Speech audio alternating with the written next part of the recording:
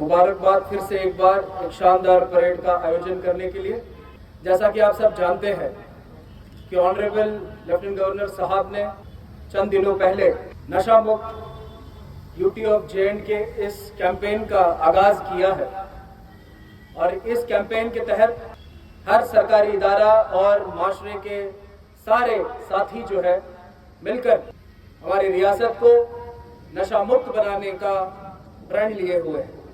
ये सिर्फ एक हल्फ उठाने की सेरेमनी नहीं है, ये सिर्फ पोस्टर और बैनर लेकर रैलियां निकालने की कवायद नहीं है। ये अपने आप से किया हुआ वादा है कि हम अपने माशरे से, अपने घरों से, गलियारों से नशे को बेदखल करके रहेंगे।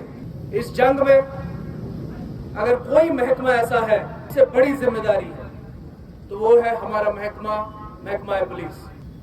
हम वो आखिरी कड़ी है। अगर हमने अपना काम ठीक से नहीं किया तो ये वबा हमारे बच्चों तक, हमारे युवाओं तक, हमारे घर तक पहुंच जाएगी। आप सबको ये मैं वाजिया करना चाहूंगा कि हम सबके हाथों में वो ताकत है। सबसे पहले हमें अपना घर साफ करना पड़ेगा। पुलिस आवाम का अक्स होती, हम भी इसी माशरे का हिस्सा है। इन्हीं गांवों से, इन्हीं गलियों से हम भी आते हैं, लिहाजा ये बीमारी, ये नासूर हम तक भी पहुंचता है। बहुत अनगिनत केसेस हमने ऐसे देखे हैं जिसमें पुलिस वाले खुद इस गंद में जो है मुलव्विस होते हैं। बहुत बार हमने देखा है कि पुलिस वालों को भी जो है डी एडिक्शन फैसिलिटी की जरूरत पड़ती है। मैं आज इस मंडे परेड के माध्यम से यहाँ पर मौजूद और यहाँ पर जो नामौजूद है उन तमाम मेरे पुलिस भाइयों बहनों को ये ताकीद देना चाहता हूं कि कोई भी पुलिस वाला नशा तस्करों के साथ मुलव्वस पाया गया या किसी भी केस में उसका रत्ती भर भी इन्वॉल्वमेंट पाया गया, मैं नौकरी से निकालने के अलावा कोई और कार्रवाई नहीं करूंगा। फिर कोई मेरे पास ये लेकर ना आए कि मेरे साथ जुल्म हुआ है, मेरे पे दया की जाए, मेरे बच्चे हैं, मेरी बूढ़ी माँ है, सेहत खराब है, नासाज है बाप की, ये बहाने लेकर कोई भी मेरे पास ना आए। ये आप खुद सुन लीजिए और अपने दोस्तों यारों को भी बता दीजिए, साथियों में भी ये मेरा मैसेज पहुंचा दीजिए।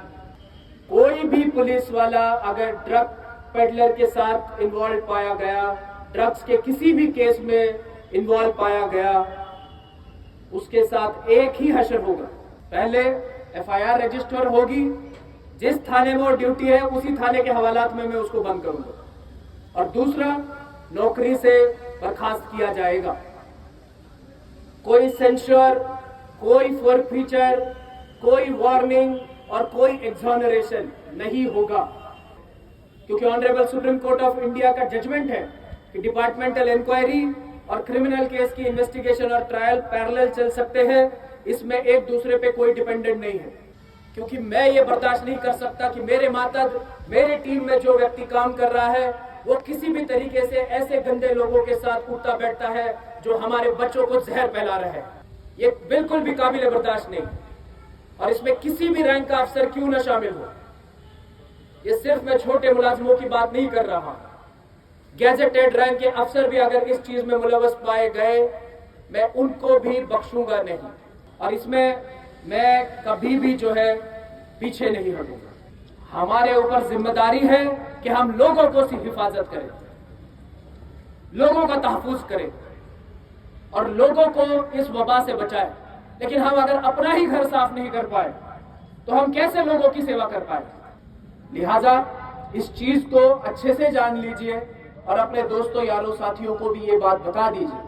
अगर कोई ऐसा कर रहा है तो वो अपनी हरकतों से बाज आ जाए, और आइंदा किसी के साथ भी जो है ऐसी सख्ती करने का मुझ पर